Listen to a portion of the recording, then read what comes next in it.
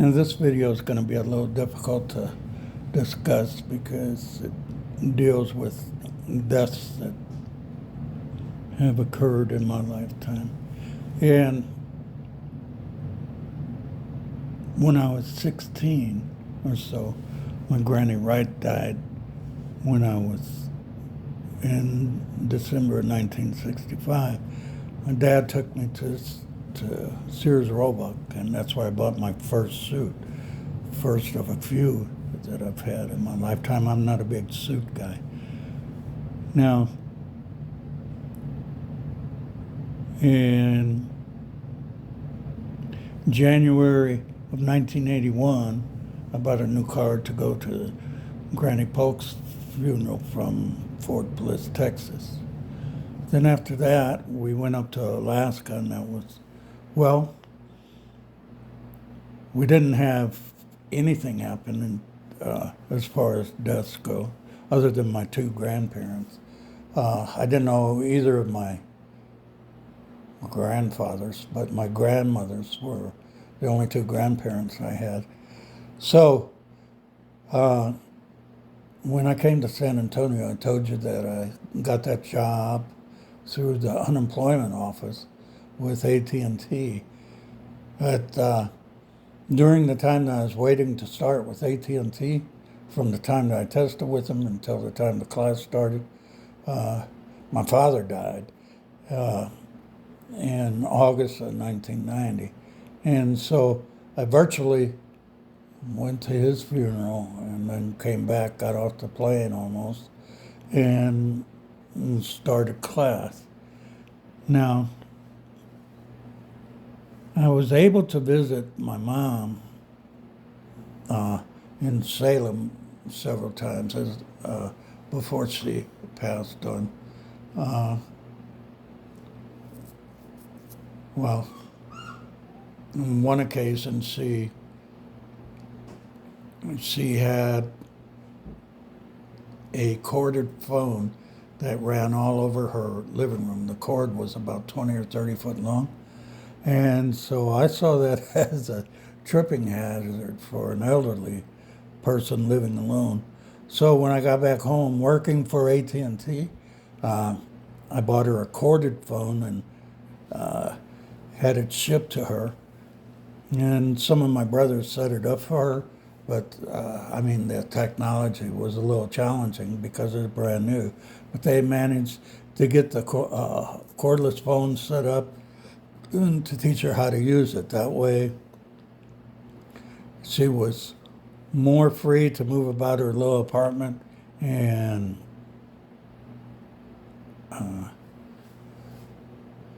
be able to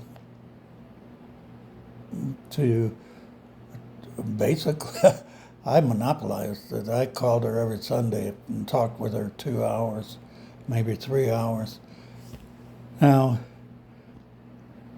I was able to do a couple of things for my dad too before he died. I bought a riding lawnmower for him for about $800, and then on another occasion, I gave him $800 for down payment on a pickup truck that he wanted. My brother Paul encouraged him to get the pickup truck since he was so getting on in age. He says, Joe, he says, you're at the point in life, if you see something that you really want, you need to go out there and buy it if it's within your power, because you're not going to be able to enjoy yourself very much.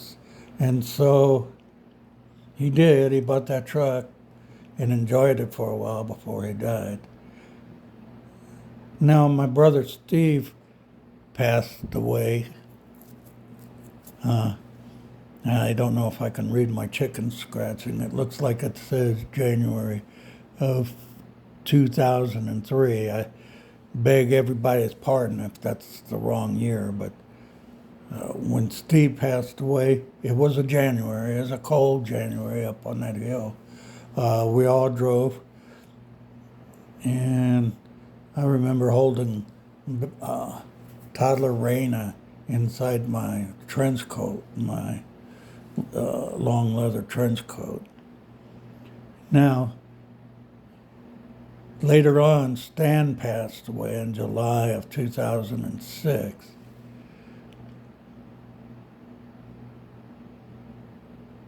Uh, now, I'm missing Kenny, but when Kenny passed away,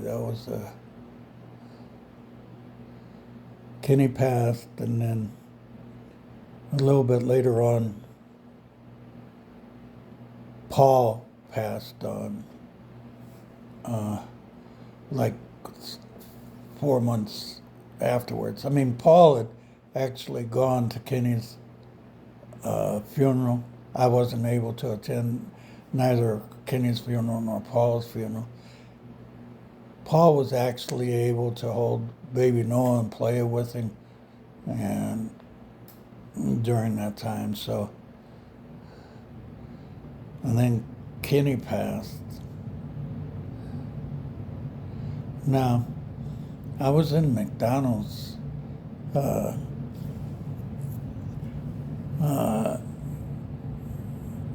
on when Bradley, I don't know, my son went to heaven, and I was on McDonald's Wi-Fi, and I needed to get out of there, so I got the kids I basically went there to let the kids play on the playground, and I believe it was Destiny, and it could have been, let's see, no, it was Christopher and Junior and Destiny that were playing, and I had to tell them to hurry up and get off the playground, and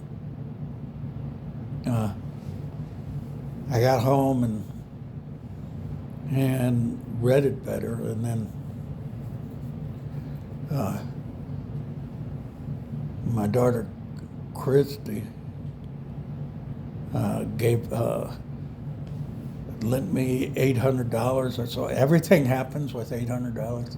She lent me $800 or so to go to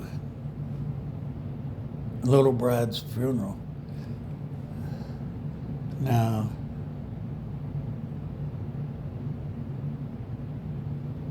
I had to go because I just couldn't believe how much pain and suffering that he was going through. And okay, I see it here. Couldn't believe the pain and suffering that Bradley must be going through. So, Kristen saw the anguish in my face because I just couldn't imagine what it was like to lose a child, even an adult child. And so I got to Bradley's funeral. I remember sitting next to my niece and her husband, and my other niece was sitting behind me, and everybody was comforting me, particularly when they played taps. That was hard for me to listen to. That's when I broke down at Lil Brady's funeral. And then I came back, and a couple of months later,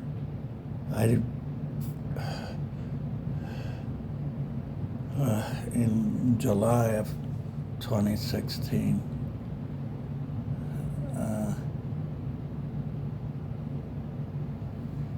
I learned what it was to lose a child when Christy passed away. And it takes you to a dark, dark abyss. It's nothing that I want anybody to know how I feel, because it's an ugly feeling. It's an Arab curse. I hope you outlive all of your children. But it's something I guarantee you don't want to go through. Kenny passed away in August of 2017 after losing a toe and then losing a foot and then losing half his leg, and then finally giving in to his diabetes. 4 years, and then several months later, in February of 2018, Paul passed away. So 4 years later, so I guess that was in 2022, Aunt Ruthie passed away. She was the matriarch of the family, but all of a sudden, when she passed away, I became a young patriarch of the family. As a matter of fact, that's one of the motivations of doing these videos, because I'm the oldest. I've got the most old memories, and we're beyond that now, but it inspired me to go ahead and record these memories. Now, a few days after Aunt Ruthie passed, Kyle passed away too. It was a rough time that year, and for us, because even though I never met Kyle, I knew he was a super guy, just from watching everybody's interactions with him on Facebook. And at that particular moment, my nephew Jeff joined this ugly club that Brad and I were in, and losing an adult child when Jeff lost his son. And I know people try to console him, but there's no consoling when something like that happens. Also, during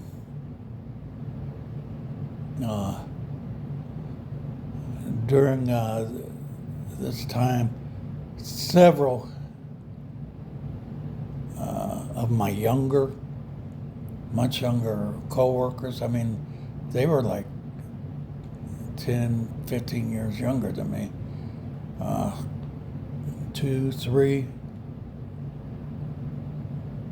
4, 5 former co-workers that I can remember passed away.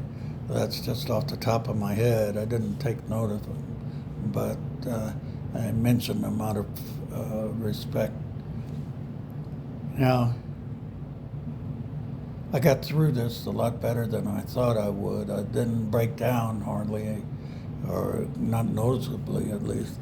So that's going to be it for this iteration. It's a little long. It's a little sad. It's definitely nothing for the kiddos. I'll mark it as such.